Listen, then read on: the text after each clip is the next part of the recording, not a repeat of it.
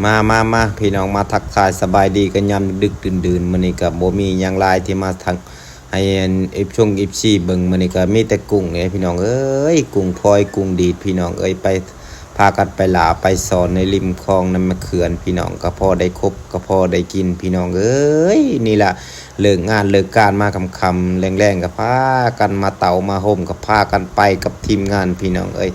นี่ละคนเฮาก็บ่มีหยังหลายสาดุมันขยันเพียรก็พอได้ครบได้กินพี่น้องไผเฮ็ดอิหยังก็ได้กินอันนั้นเด้พี่น้องเด้อถ้าผู้ใดบ่ทันกินข้าวกินน้ำมากินอันคอยสิคอยกุ้งโอ้ยมึงทีมงานก็พุ่นน่ะมาจากลาเด้นี่พี่น้องเอ้ยลากุ้งมื้อนี้บ่ได้มาว่าดำปูดำปลามื้อนี้งดก่อนปลาพี่น้องเอ้ยมื้อนี้ก็อยากกินกุ้งพี่น้องเอ้ยผู้ เบิ่งก็ทั้งแม่บงแม่บ้านเพิ่นก็เลือกกันว่าซั่นพี่น้องเอ้ยคัดเลือกเอามีแต่โตก็คักโตงามๆพี่น้องเอ้ยกุ้งพี่น้องพะยาว่ากุ้งอะดิFC เห็นก็กดไลค์กดแชร์ขอฝากคลิปเด้อบ๊ายบายฮัก FC ทุกคู่